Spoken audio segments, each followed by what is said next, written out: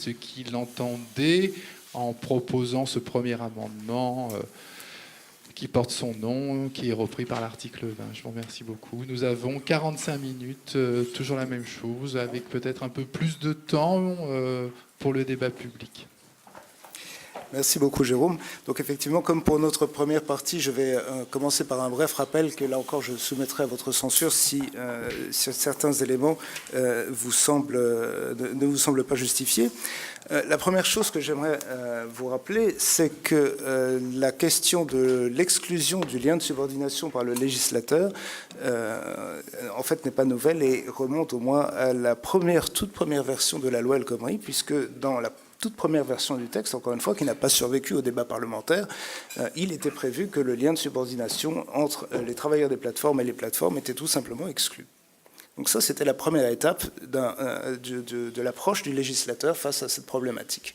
Cette approche, elle a évolué, et elle a notamment évolué avec le projet de charte sociale qui, il est vrai, était porté par Aurélien Attaché dans le cadre de la loi pour la liberté de choisir son avenir professionnel. C'était l'article 40 de cette loi, qui, effectivement, en était venu à la version finale de la loi et qui, finalement, aura été retoquée par le Conseil constitutionnel, non en raison de son contenu ou pour un quelconque principe de droit du travail, mais parce qu'il s'agissait d'un cavalier législatif. Donc, sans appréciation par le Conseil constitutionnel de la pertinence de cette proposition d'une charte sociale. Charte sociale qui, peu ou prou, fonctionnait sur le principe d'un donnant-donnant, de prime abord. Alors après, le caractère effectif ou non de ce donnant-donnant, je pense que nous aurons l'occasion d'en reparler. Mais l'idée générale de cette charte était la suivante. La plateforme s'engageait unilatéralement à apporter à la collectivité de ses travailleurs certaines garanties, qui, dans la première version du texte, étaient très minces, il faut l'avouer. Et de l'autre côté, les travailleurs n'avaient pas accès au conseil de prud'homme, n'avaient pas accès à la requalification si toutefois les conditions fixées dans la charte étaient respectées par la plateforme. Cela semble naturel, mais il est tout de même bon de le préciser. Telle était la première version de cette charte portée par monsieur le député Taché devant l'Assemblée.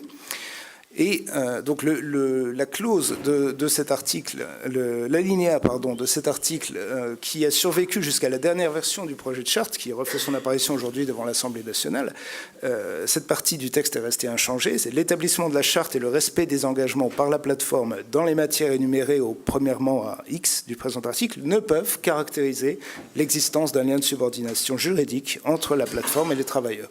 Cet élément du texte a survécu à la moisson du temps, en tout cas au débat parlementaire, puisqu'il était dans le texte initial de monsieur le député Taché, il était dans l'article 20 de la loi L'Homme qui a été retoqué par le Sénat, et il se retrouve dans l'amendement qui, depuis le 3 mai, est porté devant l'Assemblée nationale, puisque vous le savez, depuis hier, 14 mai, le projet de loi L'Homme est repassé à l'Assemblée nationale, actuellement uniquement en commission. Mais donc, ce n'en est pas encore fait de ce projet de charte sociale qui revient sur le tapis. Cette charte, néanmoins, je le disais, elle a évolué depuis la première version portée par Aurélien Taché. Elle mentionne désormais les garanties de protection sociale complémentaire, les pensions de retraite et des primes de départ en retraite qui étaient totalement absentes du texte initial. Donc voilà, on avance dans un sens. Toutefois, encore une fois, le sort de cette charte est loin d'être décidé, et c'est pourquoi il est particulièrement intéressant, monsieur le sénateur, d'avoir votre opinion sur ce projet, sur la pertinence de ce projet de charte. Est-ce qu'il s'agit bel et bien d'un donnant-donnant ou avez-vous une analyse plus critique de cette proposition en raison notamment du caractère unilatéral de la charte pour la plateforme? Je vous laisse la parole. Merci, et merci à toutes et tous de votre intérêt pour cette question extrêmement complexe et passionnante. C'est vraiment les questions du début du XXIe siècle qui bousculent toutes nos certitudes. Moi, j'ai envie de le qualifier de cette charte d'un objet juridique absolument baroque, une semi-plaisanterie. Quand on a vu ça arriver dans la loi des mobilités, on a compris que c'était un recyclage de la loi Avenir Pro et de cette histoire de cavalier législatif. Mais on s'est dit, c'est n'importe quoi. On ne peut pas régler une question comme ça dans une loi des mobilités qui ne concerne pas, les mobilités ne concernant pas toute l'ubérisation et toutes les plateformes numériques. C'est vraiment dommage qu'Aurélien Taché ne soit pas là. Hein. Mais franchement, je serais à sa place, je ne serais pas à l'aise de porter un truc comme ça, quoi. Non, mais c'est pas évident, avouez. C'est un... bon. Je veux vous donner mon point de vue. Moi, je ne suis pas juriste, je suis politique, je fais de la politique. Et moi, j'entre sur ce qui est un véritable débat de société sous l'angle suivant. Personnellement, je ne peux pas accepter le concept de travailleur pauvre. Travailleur pauvre, c'est un gars qui bosse normalement, puis à la fin du mois, il n'arrive pas à payer son loyer, il n'arrive pas à payer ses charges de base. Et donc, un modèle de société comme ça, pour moi, il n'est pas viable, il crée de l'injustice, il crée un manque de cohésion, et c'est absolument insupportable. Donc c'est ma clé d'entrée dans le dossier, et j'ai pu aborder ça par la question dans le transport des travailleurs détachés.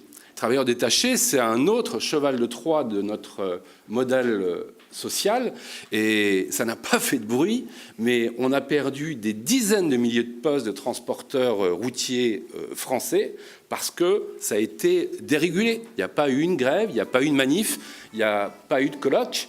Ça s'est fait, j'exagère un peu, ça s'est fait d'une manière totalement insidieuse et presque perverse. Et quand on voit les dégâts qu'il y a eu dans ce champ d'activité, c'est assez incroyable. Je vais vous donner, parce que je ne suis pas juriste, et les parlementaires, on travaille beaucoup en échangeant avec les forces vives de la société par des auditions. Et il y a une question générationnelle. Les gens qu'on a auditionnés sur cette question des l'ubérisation dans le domaine des transports, très succinctement, comme Aurélien Taché n'est pas là, j'ai un peu plus de temps, je vais vous parler du CLAP, le comité des livreurs autonomes de Paris, dont un des fondateurs est présent, Jérôme Pimot, qui est là. Hein. Je les salue, c'est des militants. C'est assez incroyable ce qu'ils font dans cet univers-là, de se mettre debout, de le contester et d'aspirer à des horizons meilleurs. Donc, mes salutations respectueuses. Il n'est pas représentatif parce qu'il est un peu plus vieux que la moyenne d'âge des cyclistes de l'ubérisation. Et il y a une question générationnelle assez terrible. C'est des jeunes qui ont l'âge de mes gosses, qui ont 20-25 ans. Et à la deuxième audition du CLAP que j'ai fait, c'était deux collègues à Jérôme qui sont venus. Je vous la raconte. J'avais déjà travaillé avec eux dans le cadre du nouveau pacte ferroviaire pour comprendre un peu ce phénomène. Et on les avait rappelés suite à l'arrêt de la Cour d'appel de janvier qui avait requalifié un contrat Uber. Et je les accueille en disant vous devez être vraiment contents de cette requalification puisque c'est quand même nettement mieux d'être salarié. Pas du tout.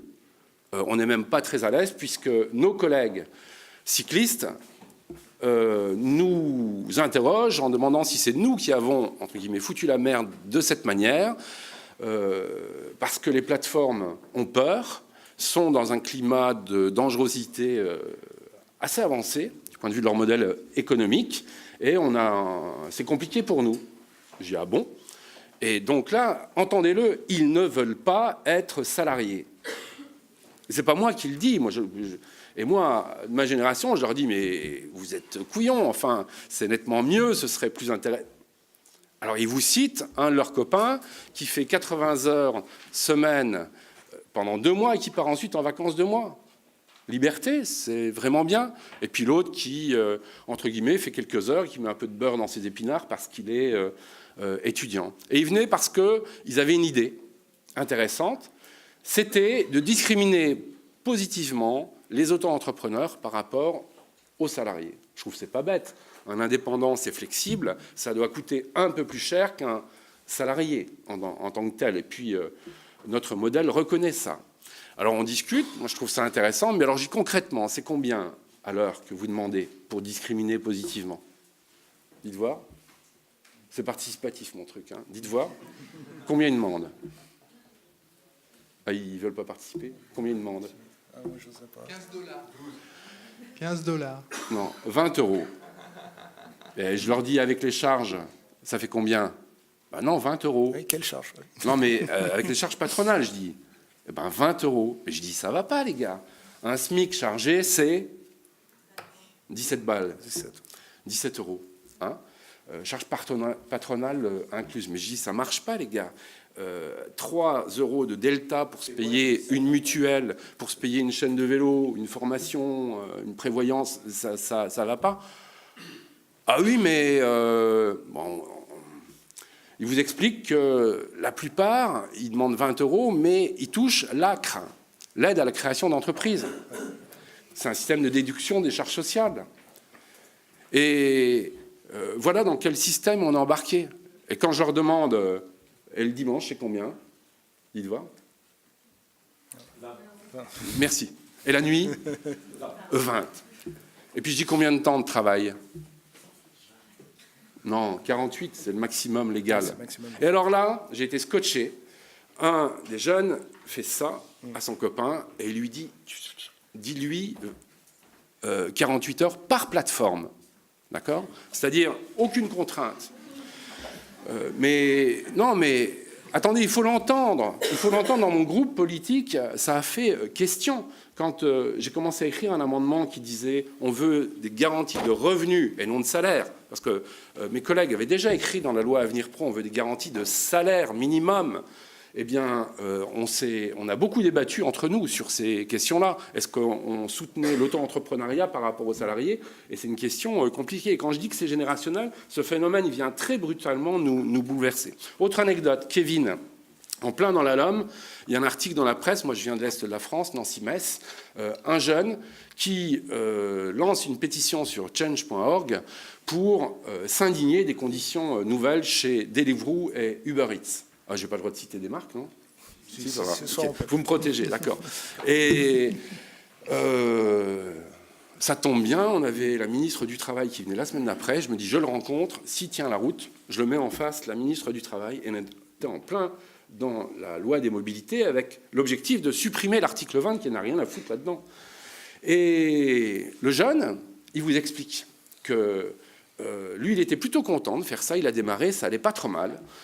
Et il faut comprendre que dans l'économie des plateformes numériques, il leur faut de la chair au départ pour assurer une qualité de service.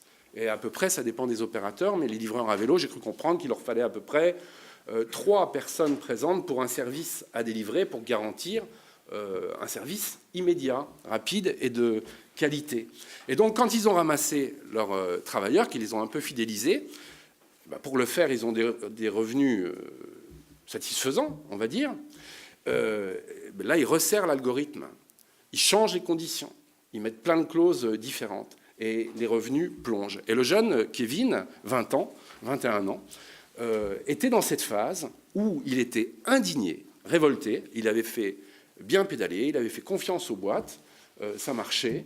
Et là, il se trouvait concurrencé avec plus précaire que lui. Mesdames, messieurs, qui est plus précaire qu'un jeune qui n'a pas de charge de famille, raisonne un peu à court terme, certains qui gagnent juste pour compléter leur vie étudiante. Ou, hein, qui est-ce qui peut être plus précaire que ça? Mais quelqu'un qui n'a pas le droit de travailler. Et Kevin s'indignait que certains de ses collègues qui étaient moins nécessiteux, pendant qu'ils étaient en fac, prenaient leur numéro d'identifiant, le sous-louaient à un demandeur d'asile devant la préfecture de Metz, et les gars pédalaient en redonnant 30% ou 50% de la commission. Voilà, je tenais à donner ces exemples concrets pour vous dire de quoi il s'agit. Et des exemples pires, vous en avez lu dans la presse avec ces gamins, ces jeunes mineurs qui se font quelques petits revenus de cette manière-là, et c'est vraiment pas joyeux. Je pense qu'on est sur un modèle économique des plateformes numériques qui ne peut pas rémunérer le travail. Il faut comprendre ce que c'est une plateforme numérique dans l'économie financiarisée. On a donc un compte de résultat qui est déficitaire, puisqu'on se finance par des levées de fonds, espérant une promesse de modèle économique futur dans lequel on sera en situation quasi monopolistique, et donc il y aura création d'une rente privée qui garantira un modèle du style Booking, par exemple. Est-ce que j'ai été clair sur le truc? Donc on est dans un système comme ça. Donc il crée des distorsions de concurrence. Les VTC, je parlais des cyclistes, mais les VTC et les taxis, c'est effrayant le truc. Dans les milliers d'amendements là qui sont posés, et j'en aurais bien aimé en parler à Aurélien Taché, non, mais vous verriez le lobbying de Uber de qualité. C'est vraiment des gens intéressants, professionnels. Moi, je les ai rencontrés. Il y a quelqu'un, paraît-il, de chez Uber. Tout à fait. Oui, oui, alors nous allons peut-être leur donner la parole après votre intervention. Oui, oui, bien sûr. Et ils en ont, au modèle de régulation à la française, un équilibre très fragile qui a été trouvé par la loi Grand-Guillaume, qui me semble extrêmement intéressante dans le contexte, pour régler la question VTC et taxi. Il s'agit en gros, dans le principe, d'établir un principe de numerus clausus par une nécessité de formation qui est contingentée. On la rend plus ou moins difficile ou longue, ce qui permet de réguler les gens qui entrent sur le marché des VTC. Je caricature un peu.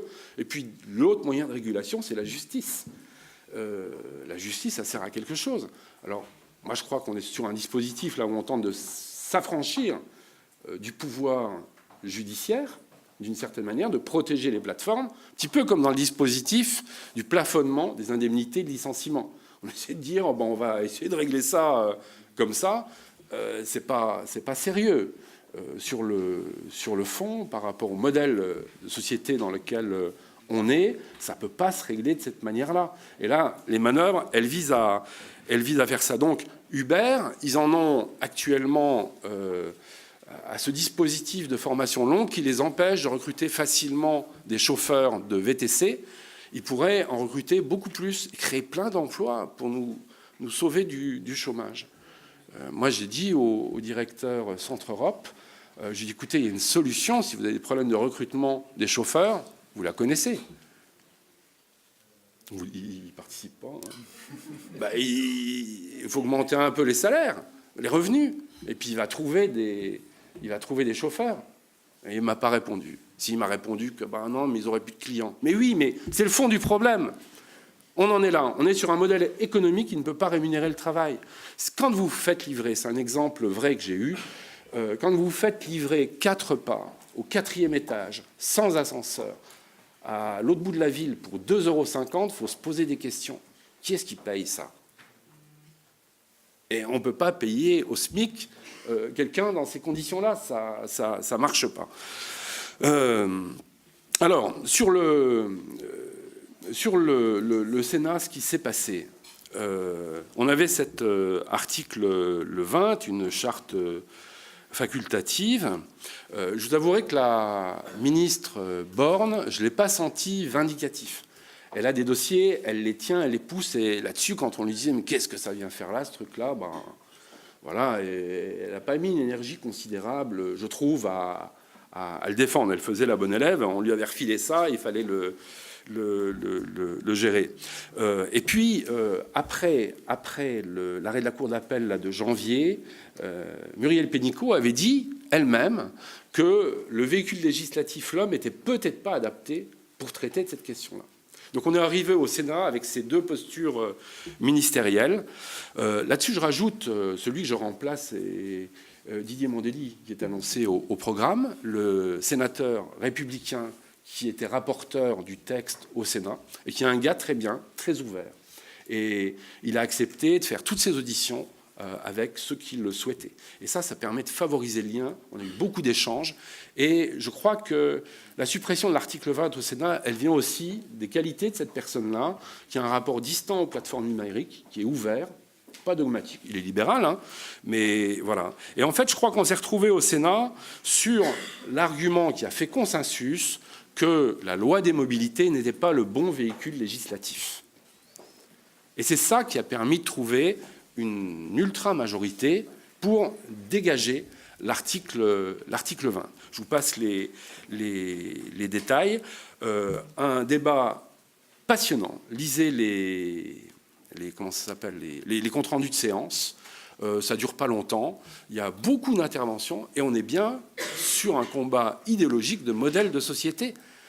Certains qui pensent que c'est sympa, c'est une activité nouvelle, c'est les besoins du XXIe siècle qui existent, et ça crée de l'activité. Et puis d'autres on a utilisé les termes que je revendique de sous-prolétariat, d'esclaves de l'algorithme, de cheval de Troie dans le modèle social. On était vraiment là-dessus, avec ces deux visions de la société. Et Gérard Longuet était le seul sénateur à voter favorablement, enfin à voter contre la suppression de l'article 20. Et j'ai eu un prolongement de discussion avec lui sur la question du modèle économique, en lui disant, parce qu'on a vu un échange un peu direct, alors, au Sénat on arrondit tout ça, on discute après, et je lui dis, Gérard, tu as dû voyager, tu as dû remarquer par exemple que des tireurs de godasses en France, on n'en a pas. Pourquoi ? Parce que le modèle de société fait que le prix du cirage de godasses au SMIC rapporté aux services reçus, on se passe de ça. Et je lui dis, si c'était pour créer de l'activité, je te propose aussi de créer une activité dérégulée de porteurs de parapluies. Mais on peut vivre sans porteurs de parapluies, si vous voyez ce que je veux dire. Moi, je suis dans une approche frontale sur le modèle économique proposé. Mais il est là et on va faire avec. Alors, pour la loi sur les mobilités, nous, on était persuadés que Je suis trop long ? Monsieur le sénateur, oui, il faudrait 2 minutes encore pour laisser la place à la Bien contradiction sûr, que vous bien sûr. appelez de vos voeux. Hein, Ouais. voilà. Ah oui, tout à fait. Alors, où on en est là sur les demandes de... On pensait vraiment, à la sortie de la loi L'Homme, qu'il ne reviendrait pas par la navette à l'Assemblée nationale, mais qu'il chercherait un véhicule législatif adapté. Mais non, ils reviennent. Et vous avez vu hier l'amendement sortir, qui est, entre guillemets, plus structuré. Vous avez dû en parler, hein, je crois. Hein, donc je ne reviens pas dessus. Moi, je vous propose de reprendre les propos d'un membre du cabinet Pénicaud sur cette charte. Il dit comme ça. Ces chartes auront vocation à être soumises au service de l'État afin d'être homologuées. Si elles reçoivent le feu vert de l'administration, la présomption de non-salariat sera renforcée, car l'administration aura vérifié que la charte qui organise la relation préserve effectivement cette indépendance. Je ne le relis pas 2 fois, enfin, c'est effroyable. On va protéger les plateformes numériques en mettant l'écran de l'administration. Donc demain, s'il y a une requalification, j'imagine que la plateforme numérique va attaquer l'administration, il va se passer quelque chose comme ça, quoi. Hein. Et le fond du truc, il est là. Moi, j'ai l'impression qu'on veut protéger les plateformes numériques, en enlevant la possibilité de régler ça par le judiciaire. Moi, ça ne me choque pas dans une société. Il y a une discussion à un moment, le salarié dise oui, finalement, j'étais en subordination complète, je demande la qualification. Et c'est quoi le problème ? Le problème, c'est leur modèle économique qui est fait pour bénéficier de subventions indirectes par les charges sociales plus faibles sur l'auto-entrepreneuriat, par du détournement d'aide publique, l'aide à la création d'entreprises, par le fait de ne pas forcément payer d'impôts, tant pour ces entreprises qui n'ont pas de modèle économique qui leur fait payer de l'impôt tout de suite, c'est différé, et qui met les travailleurs en situation d'insécurité majeure et de fraude relative. Tous ne payent pas leurs charges sociales, etc. Voilà. Monsieur le sénateur, je pense que nous vous avons très bien compris. Alors, du coup... Attends, juste avant les questions. Non, mais c'est ce que j'ai lu de plus intelligent ces derniers temps sur cette question-là, c'est la tribune de dimanche dans le JDD de Laurent Berger et François Hurel. Oui. Alors, attends, avant de vous donner la parole, je tiens à dire quelque chose. Moi, je suis là de manière aussi un peu baroque. Je ne suis pas un spécialiste du droit social. Je m'occupe des transports. Et c'est dans la loi Avenir professionnel qu'on a les spécialistes. Et au Sénat, on organise le 7 juin, je fais un temps de pub avant de vous passer la parole, on organise un colloque avec la Fondation Jean Jaurès et avec mes collègues qui sont en charge de ce dossier, Monique Lubin et Nadine Certelet. Ça s'appelle « Le travail à l'épreuve du capitalisme 2.0 face au cyberprécariat, refonder la citoyenneté sociale ». Je suppose qu'on pourra faire circuler l'invitation. On proposera un temps intéressant. Vous avez eu la gentillesse de m'inviter au nom de la Fondation. Voilà. Donc nous pourrons, le titre est, on va dire, induit, mais nous aurons l'occasion peut-être Mais si on veut réfléchir, c'est que la question nous perturbe véritablement. Donc nous aurons l'occasion. Alors, comme on dit chez nous, la parole est à la défense. Hein. Alors, donc, on m'annonce quelqu'un de Deliveroo très rapidement. Je me rends compte que nos gens d'Uber sont partis, mais vont certainement revenir. Est-ce qu'il y a... Ils sont peut-être avec Aurélien Taché. Et d'ailleurs, à l'agenda de l'Élysée, Manu, il mange avec qui ce soir? Vous savez pas? Avec le PDG d'Uber. Il a le droit, hein. Alors, j'ai l'impression que dans cette conférence, il y aura bientôt plus d'absents que de présents. Mais en tout état de cause, pour honorer les présents, est-ce qu'il y aurait parmi nous des livreurs, chauffeurs de plateforme qui pourraient vouloir éventuellement s'exprimer? Lui, j'en dénonce un. Oui, je suis Merci. Peut-être d'autres. Hein. Non, mais je m'appelle Jérôme Pimot, j'étais livreur pendant 2 ans et on a fondé le CLAP avec quelques copains. Non, mais je venais pas pour interagir avec vous parce que je sais ce que vous dites et vous dites à peu près la même chose que moi, en plus gentil. Non, j'étais venu pour les gens d'après, en fait, les gens d'Uber et Deliveroo. Mais non, mais bon, pour resynthétiser peut-être ce que vous avez dit avec des mots de livreur, on est dans de la réclame, en fait, avec l'ubérisation.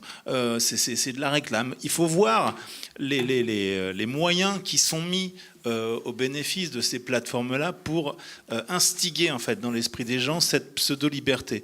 Qu'est-ce que c'est que la liberté? Tout à l'heure, vous disiez la liberté ne fait plus l'indépendance. Mais la liberté, c'est quoi? La liberté, c'est comme l'amour, c'est comme le bonheur. Est-ce qu'on peut le définir pragmatiquement? Alors que tout notre modèle de société futur, quand on voit les milliards qui sont investis là-dedans, repose sur cette fatuité, en fait. On veut vendre de la liberté. Alors moi, c'est pour ça que je suis venu demander à Deliveroo quelle est cette liberté qu'elle veut vendre, parce que moi, je la connais, cette liberté. Et cette liberté, croyez-moi qu'il n'y en a plus dans la rue. On est censé vendre quelque chose qui se veut propagateur, en effet, de bonheur et de liberté, sauf que les travailleurs de ces plateformes-là sont de plus en plus précaires, de plus en plus pauvres. On était sur une première génération, il y a 3 ans, qui était des jeunes parisiens, intramuros, on va dire blancs. Ensuite, il y a une deuxième génération, 2016-2017, avec des gens qui venaient de banlieue. Et maintenant, on est sur une troisième génération socio-culturelle, catégorie socio-culturelle, avec des gens qui sont des migrants, des réfugiés, et même voire maintenant des mineurs. Donc, on va vers quoi? On va vers ça. On ne va pas vers du bonheur et vers du numérique et vers de la modernité. Enfin, je vous dis ça à vous, excusez-moi du ton, mais c'est pas pour vous, en fait. C'est pas pour vous. Il n'y a pas de difficulté. Merci beaucoup. Non, moi, personnellement, je ne pense pas que la charte ait dit son dernier mot. Déjà, c'est le cas techniquement puisqu'elle va être à nouveau débattue. Mais par ailleurs, si on réussit à évacuer le risque d'une dépossession totale du pouvoir judiciaire dans le mécanisme de la charte, si on écarte totalement le risque donc de ce sabordage du pouvoir judiciaire, je pense que la charte, de manière raisonnée, peut être un outil intelligent, mais n'étant pas dans l'hémicycle, voilà, je me permettais juste ce commentaire sur la charte. J'ai pas compris la dernière phrase. Je n'étant pas dans l'hémicycle, n'étant pas parmi les votants sur cette loi, voilà mon commentaire. Je disais que pour moi, la charte n'a pas dit son dernier mot, dans le sens où le point le plus bloquant en termes de principe, c'est que, en l'état, et en tout cas dans sa première version, celle portée par Aurélien Taché, elle dépossédait totalement le juge judiciaire, ce qui me semblait excessif. Mais si on arrive à aménager cet élément du dispositif de la charte pour ne pas fermer la porte du Conseil de prud'homme, puisqu'il est essentiel que le juge prud'homal puisse sanctionner une situation au cas par cas, une situation donnée et un excès, puisque les excès arrivent. Si on arrive à ne pas déposséder le juge judiciaire, alors la charte, je le maintiens, présente toujours un certain intérêt. Après, c'est une affaire de mise en œuvre, et là, ça peut effectivement... Certain intérêt, je ne comprends pas ce que vous dites. Hein. Mais non, attendez voir. Un socle minimal de garantie. De salariés. On a un statut d'indépendant qui existe avec différentes formes, auto-entrepreneurs, etc. Là, ils sont en train, je ne sais pas pourquoi, ils arrivent, c'est des start-up, c'est le nouveau monde, ils disent on a besoin d'adaptation. Mais moi, j'interroge ça. Pourquoi ils ont besoin d'adaptation? Parce qu'effectivement, on ne peut pas monter des pizzas pour 2,50 € en haut de l'escalier. Mais moi, j'interroge ça. Non, mais je vous reprends mon exemple des porteurs de parapluies. Alors, après, je ne me fais pas trop d'illusions sur l'amendement qui a été posé, Rioton. Oui. Vu que c'est en marche, normalement, ça va passer, quoi. Et il n'y aura pas du débat comme au Sénat. Si, c'est comme ça. Hein. Vous avez vu Aéroport de Paris. On va prendre une question. Madame, je vous en prie. Bonsoir. Moi, je viens de la culture.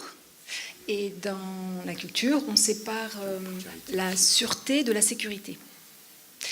Et je me disais que puisque le débat tourne autour du fait qu'un régime entraîne une application précise de la qualification, ou plutôt l'inverse, la qualification entraîne un régime, peut-être qu'on pourrait apporter des avantages aux gens qui pratiquent ces activités sans qu'ils soient salariés, c'est-à-dire détourner les choses. Et par exemple, tout le monde y serait gagnant dans la mesure où une plateforme emploierait des individus, qu'ils soient salariés ou pas, peu importe. Par contre, elle lui apporte tous les avantages du salariat. Et comme ça, ceux qui veulent travailler 10 heures, voilà, 20 heures, 30 heures, ils trouveraient leur avantage, pourraient se renouveler, n'auraient pas de pression à la tâche. Et les entrepreneurs qui rament pour générer du business pourraient avoir une masse salariale et tout serait plus apaisé, à mes yeux. En pratique. Tout à fait. Alors, je vais me permettre deux petites remarques et je vous donne la parole, monsieur le sénateur. Tout d'abord, je vous rejoins totalement, il faut désenclaver le débat, parce que si on cristallise les choses autour de moi, je suis salarié, moi je suis indépendant, on n'avancera jamais. Et je pense que les derniers mois en sont la preuve. Donc, il faut séparer l'étiquette que l'on place sur les gens et les droits. Parce qu'en fait, de quoi parlons-nous? Nous parlons de droits, nous parlons de garanties, nous parlons de pouvoir aller au travail, quelle que soit l'étiquette que l'on porte, en se disant, s'il m'arrive quelque chose, derrière, il y a ça. Le vrai sujet, il est là, quelque part. Il y a beaucoup plus d'acquis sociaux et bien sûr, on va pas faire un inventaire à l'après-vert, mais fondamentalement, c'est ça la différence. Ce n'est pas moi je suis salarié, moi je suis indépendant, il faut réussir à mettre ça de côté. C'est le premier aspect.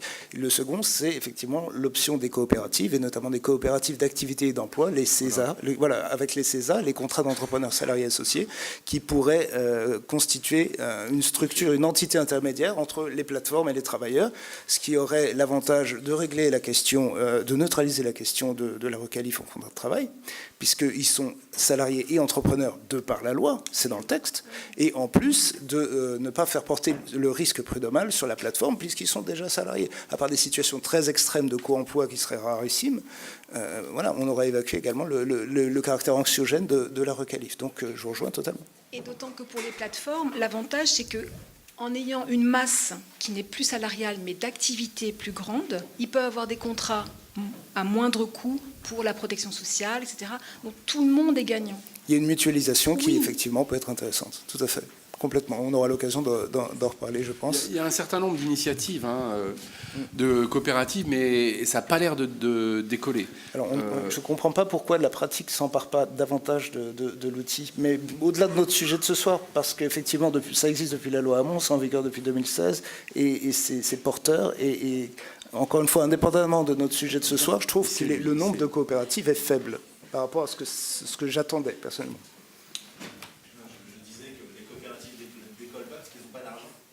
Les coopératives décollent pas parce qu'elles n'ont pas d'argent, je le dis dans le micro. Ouais. Mais ça, c'est un modèle super intéressant. Moi, je soutiens une coopérative qui s'appelle Mobicop, qui se veut une plateforme de covoiturage, autopartage sans frais, et il y a toute une section coopérative d'activité et d'emploi. Mais ça n'a pas l'air de prendre. Bon. Alors, monsieur le sénateur, je suis en désaccord avec 100% de ce que vous dites, mais on n'est pas là pour... c'est bien. C'est pas mon rôle. Enfin, je ne pense pas que je sois là pour débattre avec vous. Par contre, j'ai deux questions. Je voudrais rappeler que le SMIC chargé, c'est 11, c'est pas 17. Ah non, la charge patronale, je suis désolé, monsieur. Ah non ? Ah non, là, vous parlez du brut salarial. Mais si, c'est 17. Non. Si, parce que vous allez... Voilà, je paye des personnes, donc je peux vous dire. Bon. Non. Cliquez sur une plateforme qui s'appelle Extra Cadabra. Là, si vous cherchez du travail, vous verrez, ils vous diront, vous voulez être salarié, 9 euros. Vous voulez être auto-entrepreneur, non, mais le SMIC chargé n'est pas à 17. Bon. Mais peu importe. J'ai deux questions. la charte peut-être été rédigée de manière imparfaite, c'est possible.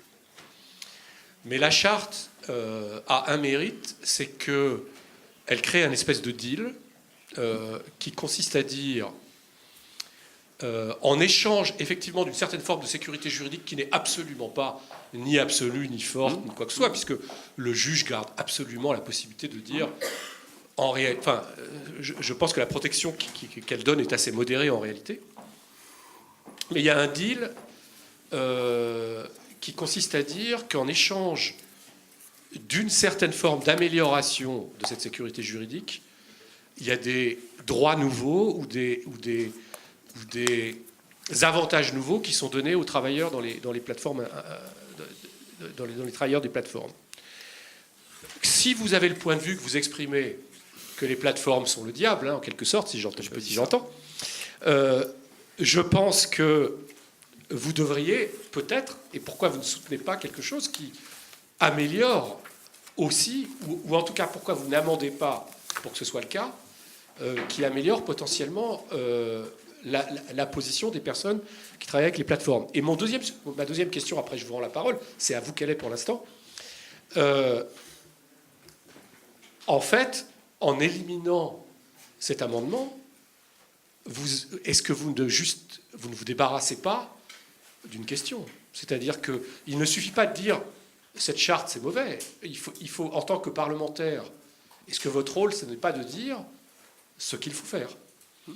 Voilà, c'est ça mes deux questions. Nous avons 5 minutes et pour en préciser que le troisième temps étant réservé aux plateformes. Voilà, d'accord. Voilà. Je ne pense pas du tout que les plateformes, c'est le diable. L'économie numérique offre des possibilités pas mal. Je parlais de Mobicop ou du covoiturage, ce sont des plateformes numériques. Mais elles n'utilisent pas de chair humaine sur des modèles qui nécessitent... Vous des plateformes qui ne marchent pas. Ouais, je le prends ça sur le ton de la plaisanterie parce que j'aime bien aussi les plaisanteries. On ne se débarrasse pas du problème. On dit, il y a une commission des affaires sociales, ce serait nettement mieux de faire un travail de fond là-dedans et de régler ça. Et je ne me débarrasse pas du problème. Je vais vous donner la tribune de Berger et Hurel. Leur proposition, c'est de dire qu'il faut travailler la question de la protection sociale des indépendants et pas créer un statut nouveau et hybride des travailleurs des plateformes. Ça ressemble à quoi? Enfin, on prend les choses à l'envers et on fait des propositions. Dans ce cas, je terminerai par mes propositions. Déjà, si on n'obtenait pas la suppression de l'article 20, on avait un certain nombre de propositions pour améliorer la situation. C'était l'idée de négociation par branche d'activité pour déterminer des revenus ou des salaires minimums, ça dépend, des temps de travail maximum, ou des conditions de travail, des droits sociaux. Aussi l'idée d'avoir une relative transparence du fonctionnement de l'algorithme. Il faut savoir que le chauffeur, il est embauché et il dialogue avec un smartphone. D'accord ? Ça dépend des plateformes, il ne voit pas forcément son employeur et c'est l'algorithme qui lui envoie des ordres, qui lui met des notes, etc. Donc ça, c'était le premier niveau de proposition. La deuxième, je l'ai dit, c'était les coopératives d'activité. Et ça reste d'actualité. Il faut appuyer ce modèle, je pense, qui me semble extrêmement intéressant. Il permettrait de donner de la liberté, mais aussi de contrebalancer le pouvoir des plateformes. Puis sur le fond, moi, je pense qu'il faut se battre pour une maîtrise publique des services publics d'une manière générale. Et lorsqu'on avait travaillé dans le nouveau pacte ferroviaire, la fameuse réforme SNCF, qui était un débat social extrêmement intéressant, on avait proposé un principe utopique d'une convention collective des transports terrestres. C'est-à-dire pourquoi quand je quitte le TGV, j'ai un conducteur qui a une certaine protection, je monte dans le tramway, c'est autre chose, je vais ensuite dans un bus Macron. Alors là, on arrive dans un autre domaine. Je vais dans un taxi Uber. Je suis encore dans un autre niveau de protection. Parce que là, on n'est pas dans les transports En France, on n'est pas dans une activité délocalisable. On ne peut pas nous faire encore la menace de la concurrence internationale. Si on ne baisse pas les salaires, on va être concurrencé par l'extérieur. Les gars de RATP, ils ne sont pas menacés par l'arrivée des Chinois ou je ne sais pas quoi, qui viendraient dans d'autres conditions financières. Et ça nous semble quelque chose qu'il faut avoir en ligne de mire pour guider les réflexions dans ces domaines-là, ne pas accepter ces dérégulations sauvages. Monsieur le sénateur, merci infiniment de la richesse de vos propos. Je voudrais juste rebondir, et c'est le dernier instant de notre mouvement, puisque la place maintenant est donnée aux plateformes qui, semble-t-il, ont beaucoup de choses à dire, non pas en défense, mais peut-être en réaction de ce que vous avez exprimé. Vous avez évoqué en dernier moment la question des coopératives, et je voudrais donner la parole à une représentante du mouvement coopératif en France et à l'international. Merci beaucoup. Je suis Catherine Friedrich, directrice des études à la Confédération Générale des SCOP. Et vous entendant en parlant, effectivement, j'aimerais réagir à votre interrogation, mais d'abord être en appui de toute la pertinence des coopératives d'activité d'emploi et plus généralement des structurations coopératives, puisqu'effectivement, nous sommes là dans le développement d'une économie collaborative. Or, cette économie collaborative doit également avoir une certaine gouvernance et une solution de gouvernance coopérative paraît parfaitement pertinente. Vous disiez tout à l'heure que vous vous demandiez en fait pourquoi il n'y en a pas davantage aujourd'hui. J'ai envie de vous répondre très simplement, c'est que tant que sur le marché vous aurez des plateformes ultralibérales qui pratiqueront des prix tout à fait très bas parce qu'elles ne payent pas de charges sociales, eh bien les coopératives qui emploient leurs travailleurs eh bien, auront un petit problème de concurrence. Et en fait, tout le problème est un problème aujourd'hui de modèle économique. Et effectivement, avec une taille critique, on pourrait éventuellement parer à cela, mais c'est pour l'instant extrêmement difficile. Cela étant, le modèle est effectivement extrêmement pertinent parce qu'il allie à la fois la flexibilité des travailleurs, le fait que ce soit des entrepreneurs qui soient à la fois salariés. Le régime du contrat d'entrepreneur salarié est un régime de quasi-salariat avec tous les droits associés en termes de retraite, etc., comme un salarié, et avec une autre manière d'appréhender le salariat, d'appréhender le travail, un mode d'entreprendre différent. Et ce n'est pas uniquement les CAE qui le portent, c'est en fait toute une structuration coopérative qui peut être composée et combinée avec des SCOP, des entreprises, des coopératives de travail associées, des SIC, des sociétés coopératives d'intérêt collectif qui sont des coopératives multisociétaires. Et là, il y a des solutions à trouver et je vous rejoins totalement sur la nécessité absolue aujourd'hui de mener ces réflexions avec les coopératives et la structuration coopérative qui pourrait être occasionnée. Merci beaucoup pour cette intervention. Je me permets d'ajouter juste un point sur les difficultés de financement des coopératives. On peut notamment rechercher l'une des causes, c'est loin d'être exclusif, mais l'une des causes dans la gouvernance même des coopératives.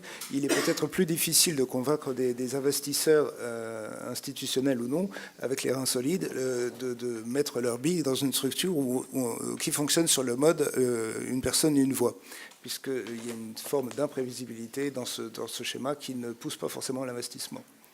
Alors, et on en arrête là. Si je peux me permettre, le mouvement coopératif en France est un mouvement extrêmement militant avec des outils financiers très forts. On fonctionne avec un certain nombre de cofinancements et j'en profite également pour mentionner que si l'on veut dans ce pays promouvoir des entreprises dans lesquelles on travaille différemment, il faut également trouver et faire de l'innovation en matière financière. Et à ce propos, nous sommes sur le point de lancer un fonds qui s'appelle Coop Venture, qui est un fonds entre guillemets evergreen, qui fonctionne effectivement très différemment et qui va pouvoir lancer des coopératives, des start-up coopératives. Merci beaucoup. Voilà une annonce et une très bonne nouvelle. Merci beaucoup, monsieur le sénateur. Nous allons passer au troisième plateau avec les représentants d'Uber, de Deliveroo.